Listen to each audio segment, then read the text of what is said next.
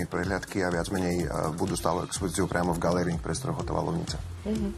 Ďakujeme vám veľmi pekne za zaujímavé rozprávanie, za tento unikátny kúsok, ktorý ste nám naživo priniesli do Telerána, pretože radosť sa na to pozerať. Musíme ale opatrne okolo toho, aby náhodou sme niečo s tým nespravili, aby sme sa tu nepotkli a neroztrhli niečo. Želáme vám aj pekné sviatky zároveň.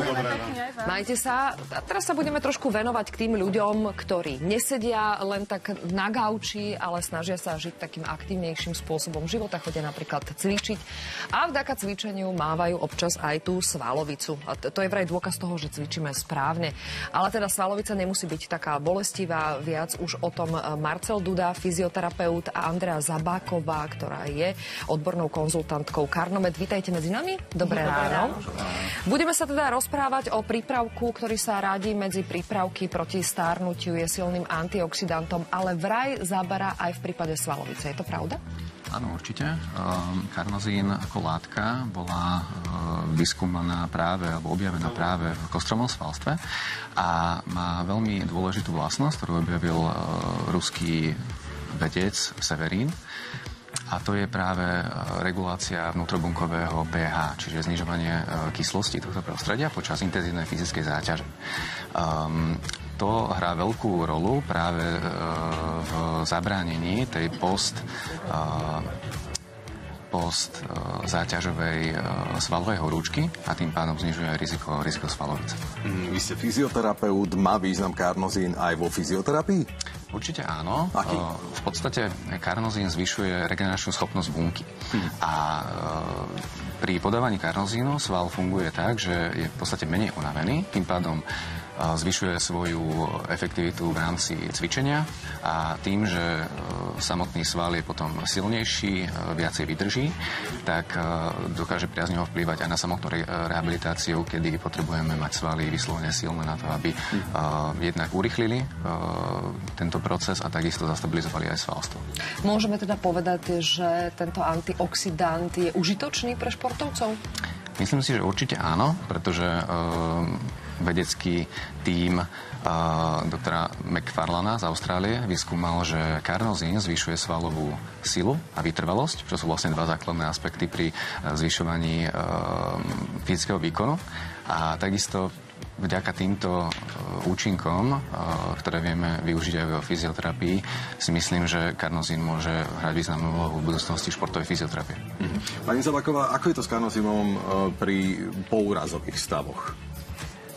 Čo sa týka poúrazových stavov, to by som asi radšej prenichala tú tému kolegovi Dudovi, ale skôr by som ešte rada dodala, že karnozín on celkovo, nie len čo sa týka toho športovcov a kostrového svalstva, karnozín je úžasný v tom, že on celkovo dodáva energiu telu. On prostredníctvom mastných kyselín privedie vlastne, tie mastné kyseliny privedie do mitochondrií. Predstavte si, ako keby ste vymenili baterky nejaké hračky, ktoré prestáva fungovať, to znamená, že on tie bunky reštartuje a celkovo ten organizmus proste začne úplne inak fungovať. Ale čo sa týka tých porazových stavov, predsa odborníkom je pán Duda. Nech sa páči. Ako som už povedal, tak karnozín zvyšuje regeneračnú schopnosť svalových buniek a tým pádom to určite vieme využiť, účinok karnozínu vieme určite využiť v skorých a neskorších fázach rehabilitácie, kedy potrebujeme rýchlejšie tie svaly regenerovali a obnovili svoju funkciu. Takže áno, určite áno. Pri akých diagnózach ešte je užitočný karnozín? Ak môžem ja do tohoto vstúpiť, tak v súvislosti s tými účinkami, o ktorých sa práve bavíme, že jedna je to zvyšovanie síly, vlastne vytrvalosti, kontraktility tých svalov, znižovanie únavy celkovo organizmu, svalových buniek a tak ďalej. Veľmi prospešne vie byť práve pri rôznych neuromuskulárnych ochoreniach, napríklad roztrúsená skleróza, amyotrofická laterálna skleróza. To znamená, že ochorenia, pri ktorých sú sprevádzané ad 1 veľkou únavou a nejakou stratou hybnosti. Napríklad v roku 2012 bola publikovaná štúdia v Srbsku na univerzite v Novom Sade. Robili štúdiu, kde skúmali práve účinok karnozínu u pacientov so sklerózou multiplex, či má nejaký vplyv na znižovanie práve tej veľkej únavy.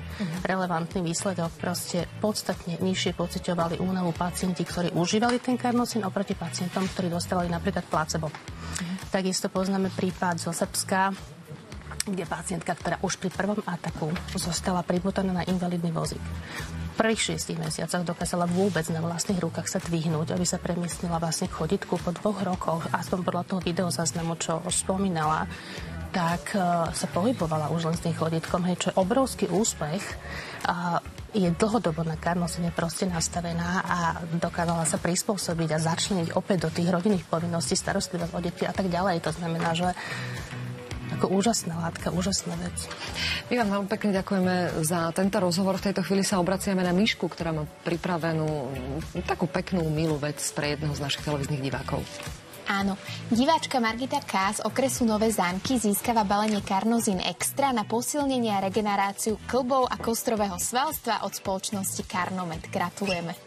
Gratulujeme diváčke, no a teraz sa ideme venovať tomu, čo nás mnohých čaká. Budete asi